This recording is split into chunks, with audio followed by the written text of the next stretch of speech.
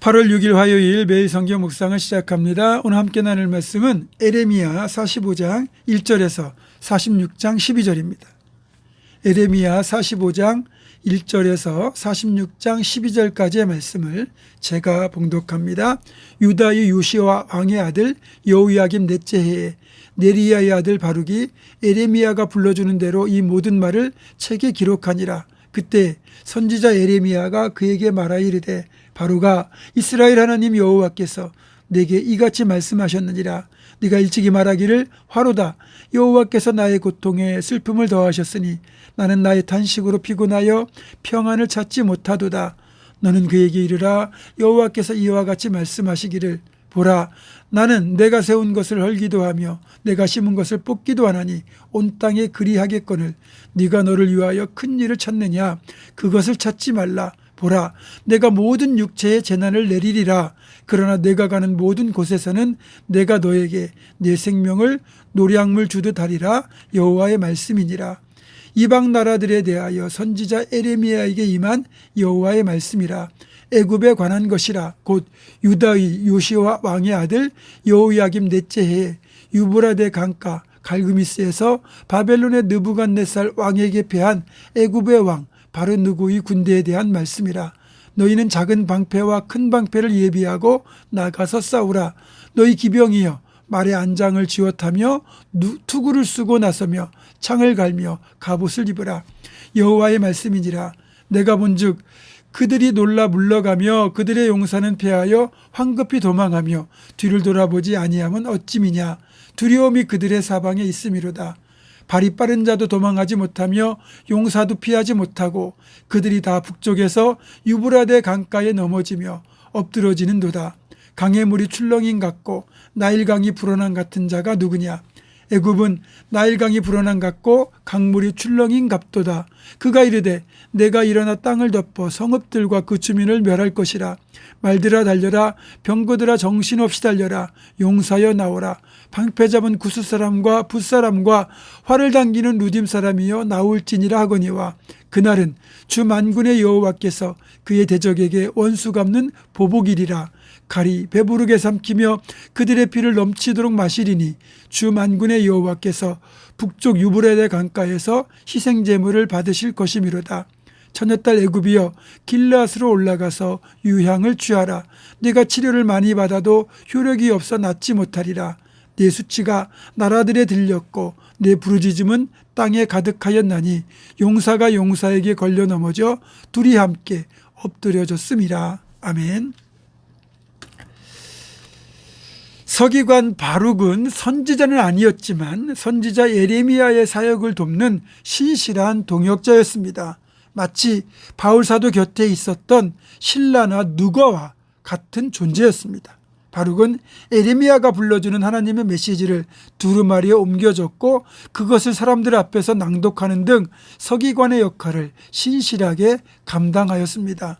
그런 바룩에게 있어서 에레미야와 함께 지켜봐야 되는 나라의 멸망과 또 치달아가는 고국의 안타까운 현실, 그리고 이를 향한 하나님의 심판의 메시지는 바룩의 마음을 너무나도 아프게 했습니다. 그래서 32절에 보면 바룩이 이런 단식을 한 거죠.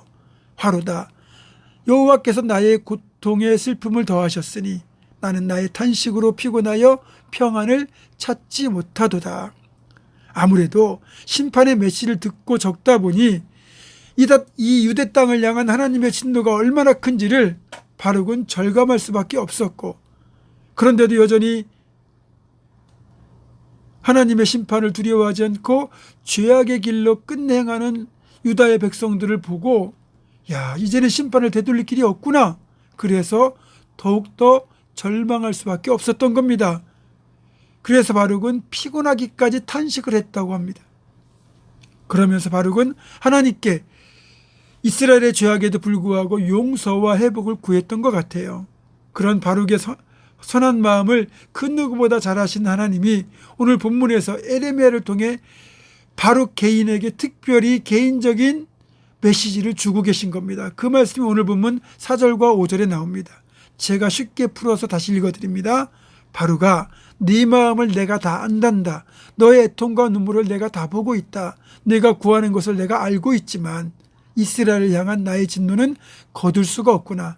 나는 내가 세운 것을 헐기도 하고 심은 것을 뽑기도 하는데 내가 모든 육체의 재난을 내릴 것이다. 다만 너의 선한 마음과 눈물을 알기에 너만큼은 내가 재앙 가운데에서 지켜주도록 하겠다.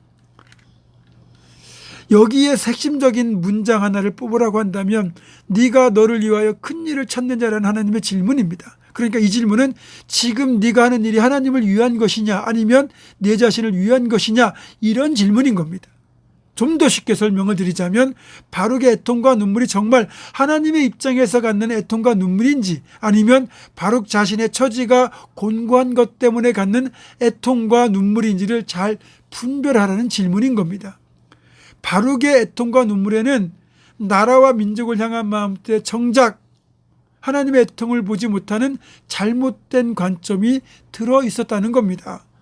바룩의 애통과 눈물이 잘못되었다는 것이 아니라 이 모든 상황 속에서 어쩔 수 없이 진노하시고 심판하시고 재앙을 내리셔야만 되는 하나님의 아픈 마음은 미쳐보지 못하는 것에 대한 하나님의 따끔한 일침이 여기에 들어있는 겁니다. 여러분, 신실한 신앙인일수록 내 상황을 넘어 하나님의 마음을 먼저 볼 줄 알아야 되는 겁니다. 이걸 우리 상황에 적용해 보면 어떨까요? 바룩처럼 예레미야와 동역하며 교회를 위해 열심히 애쓰고 수고하는 분들이 있어요. 예를 들어서 저는 교회 중직자들이 그런 역할을 잘 감당한다고 생각합니다. 그렇다면 우리가 교회에서 열심히 충성하고 봉사하고 열심히 섬기는 것 참 좋은 일인데 복된 헌신인 것 같은데 엄밀하고 냉정하게 한번 평가해 볼 필요가 있다는 거죠. 내가 그렇게 열심을 내는 그 헌신이 정말로 하나님을 위한 것인지 아니면 내 자신을 위한 것인지를 점검해 보라는 겁니다. 내 자신의 만족과 성취감을 위한 목적으로 헌신을 한다면 자칫 열심을 내면서도 하나님의 마음, 하나님의 뜻과는 거리가 멀 수도 있다는 거죠. 그러니까 지혜로운 신앙인 착하고 충성된 종은 무조건 일을 열심히 하는 사람이 아니라 하나님께서 그리고 계신 큰 그림을 볼 줄 아는 사람입니다. 그런 하나님의 큰 그림을 볼 줄 알면 내 방식이 아닌 하나님의 방식을 찾게 되고 하나님의 뜻을 알기에 하나님 뜻에 순종하고 때로는 잠잠히 기다리고 내려놓을 줄도 아는 겁니다. 사랑하는 성도 여러분, 우리가 열정으로 사역해야 되지만 무엇보다 하나님의 마음을 알고 하나님의 시각으로 지혜롭게 사명을 감당하는 그런 착하고 충성된 종 될 수 있기를 주님의 이름으로 축원합니다. 기도하겠습니다. 하나님, 고국을 향한 안타까운 애통과 눈물이 있던 바룩을 하나님 위로하시면서도 정작 하나님의 아픈 마음을 제대로 보지 못하는 바룩을 향한 하나님의 서운함을 우리는 여기서 엿볼 수 있습니다. 혹시 우리가 열심히 주님의 일을 한다고 하는데 정작 하나님의 마음을 헤아리지 못할 때가 있는지 다시 한번 돌아보게 도와주시고 하나님의 마음과 시각으로 하나님의 뜻을 잘 헤아려 그 뜻대로 순종하는 착하고 충성된 종 다 될 수 있도록 인도하여 주옵소서. 예수님의 이름으로 기도하옵고 이제는 우리 주 예수 그리스도의 은혜와 하나님의 사랑과 성령의 교통하심이 하나님 뜻을 찾아 그 뜻대로 순종하는 착하고 충성된 종 되기로 결단하는 사랑 모든 성도들 이들의 삶과 가정과 생업과 앞날과 우리 교회 위에 지금부터 영원토록 함께 하시옵기를 간절히 축원하옵나이다. 아멘.